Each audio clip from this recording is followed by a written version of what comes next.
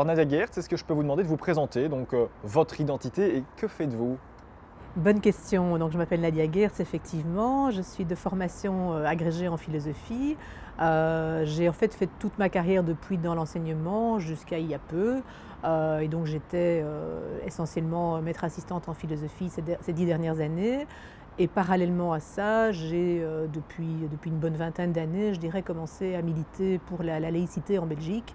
Et donc, à ce titre, j'ai écrit de nombreux ouvrages, participé à de nombreuses conférences. Nadia Geerts, c'est quoi concrètement la laïcité? C'est quoi la neutralité?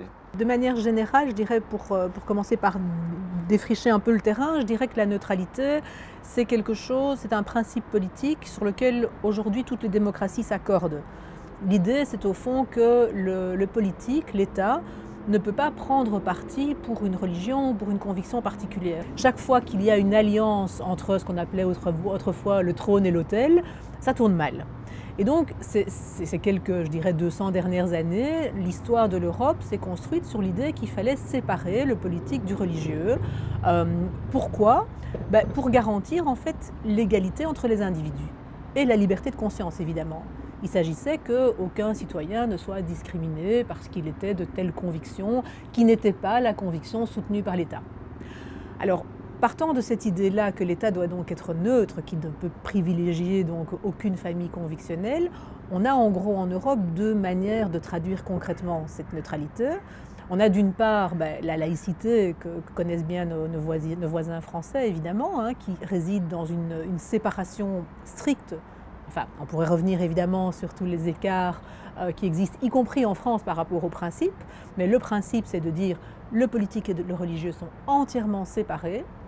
Et on a le modèle anglo-saxon qui lui consiste plutôt à dire au fond l'État est neutre s'il reconnaît toutes les convictions en fait. Donc il n'en discrimine aucune, il n'en préfère aucune puisqu'il les reconnaît toutes et il tient compte de l'existence de toutes. Donc là où, si vous voulez, la France dirait on n'en reconnaît aucune, on ne connaît pas ce phénomène-là, ou en tout cas on fait comme s'il n'existait pas, nous État, parce qu'on ne veut pas avoir affaire avec le convictionnel. Le modèle anglo-saxon consiste, lui, à dire nous allons toutes les reconnaître, ces convictions. Et lequel de ces modèles est selon vous l'exemple, s'il devait y en avoir un? Pour moi, c'est le modèle français. C'est pour ça que je suis une laïque et pas une multiculturaliste, pour des raisons qui sont à la fois des raisons de principe et des raisons pragmatiques. Peut-être au niveau des raisons pragmatiques, je pense que le modèle anglo-saxon a fait la preuve que ça ne marche pas. Pourquoi est-ce que ça ne marche pas? Parce que nécessairement, pour qu'un État accepte de reconnaître toutes les convictions, il faut qu'il commence par définir ce qu'est une conviction. Et ce qu'est une conviction légitime. Parce qu'évidemment, on sait tous qu'il y a des sectes aussi. Et là, tout le monde va dire « ah non, on ne va tout de même pas reconnaître des mouvements sectaires, etc. » Mais alors, où est la frontière? À partir de quand est-ce qu'on accepte de négocier avec une mouvance religieuse qui serait un petit peu, je dirais, borderline? Donc forcément, nécessairement, l'État qui veut reconnaître des cultes doit définir ce qu'est un culte légitime. Alors, l'autre problème, c'est un problème de principe. C'est-à-dire, au fond, au nom de quoi est-ce que l'État doit commencer à négocier avec les cultes quand il s'agit, par exemple, de questions de politique? Moi, il me semble beaucoup plus sain que l'État dise « nous ne savons pas ce qu'il en est de l'existence de Dieu et donc nous décidons de construire notre politique sans nous préoccuper de cette dimension-là, puisque c'est de l'indémontrable et de l'indémontré, on n'en tient pas compte. » Et ce qui coince, vous avez été enseignante, vous pouvez peut-être parler de vécu, est-ce que ce n'est pas non plus la formation sur ces questions à l'école? Aujourd'hui, est-ce qu'il y a un débat assez ouvert en classe sur ces questions? Est-ce qu'on peut, en tant que prof de morale, tout dire?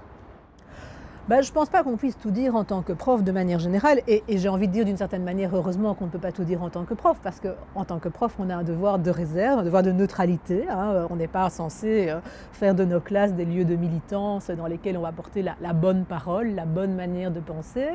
Mais on devrait pouvoir en tout cas proposer tous les débats, sans tabou.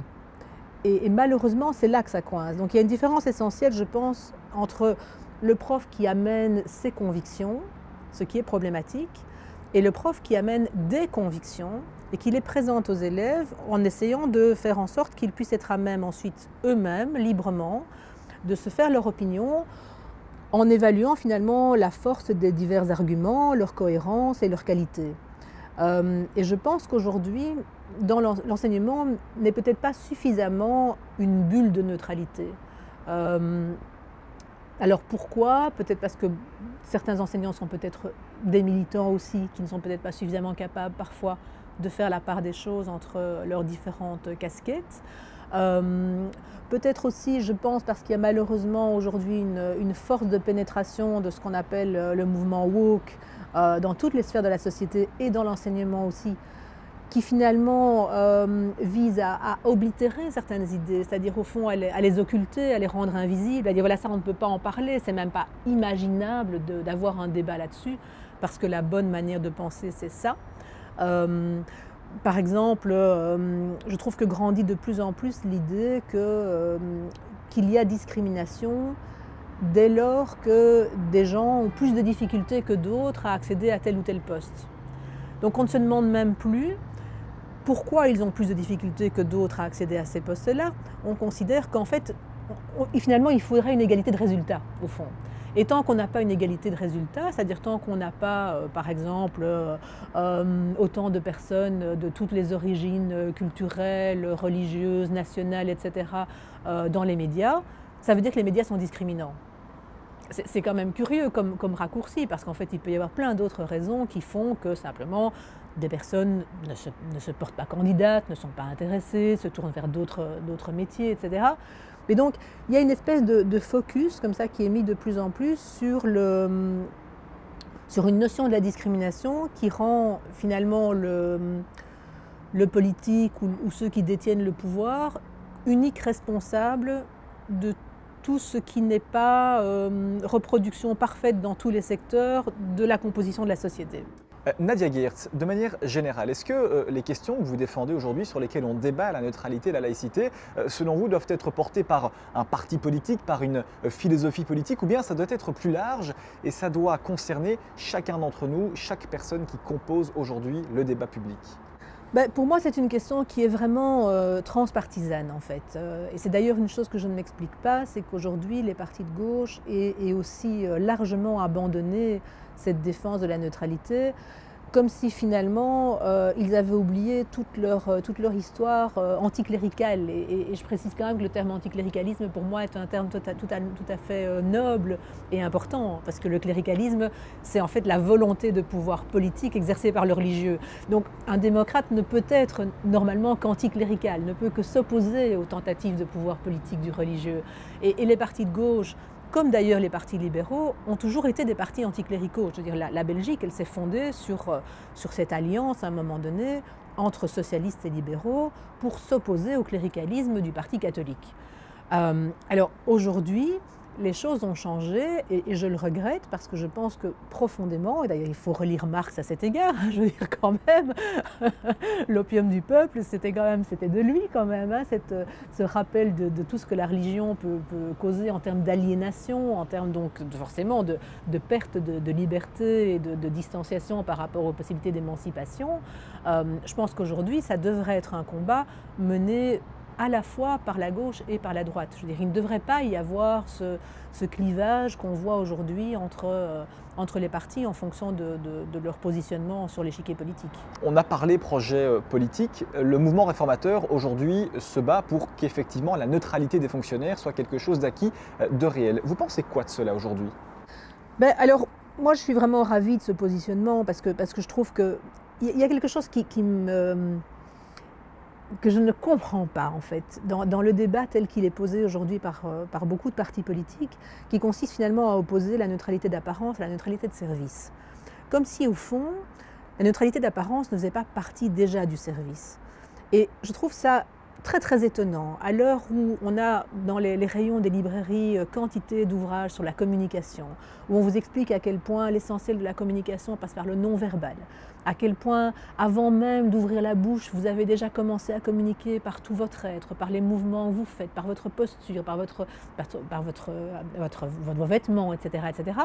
Donc on a cette évidence qui nous est présentée dans tous les rayons communication des librairies, et on a d'autre part toute une série de gens qui viennent vous faire croire, et probablement le croient-ils eux-mêmes, qu'on ne communique pas en s'habillant d'une certaine manière ou en portant tel ou tel bijou, tel ou tel signe de conviction religieuse. Je ne comprends pas en fait. Et donc, moi, ça me paraît évident que quand on se met au service du public, parce que le service public, c'est quand même, enfin, on entend le mot service public, hein, je veux dire qu'on est au service du public, on doit tout mettre en œuvre pour que l'usager soit totalement à l'aise dans le contact avec nous, depuis le premier instant où il nous voit jusqu'à ce qu'il quitte le bureau et sort du bâtiment. C'est ça le service au public. Et ça ne se négocie pas. La neutralité, en fait, c'est un outil de non-discrimination. C'est vraiment un outil qui permet à chacun des citoyens d'avoir la certitude, ou en tout cas d'avoir la garantie maximale qu'il ne sera pas discriminé dans son accès au service public. Merci beaucoup pour ce mot de la fin, Nadia Geerts. Avec plaisir, merci à vous.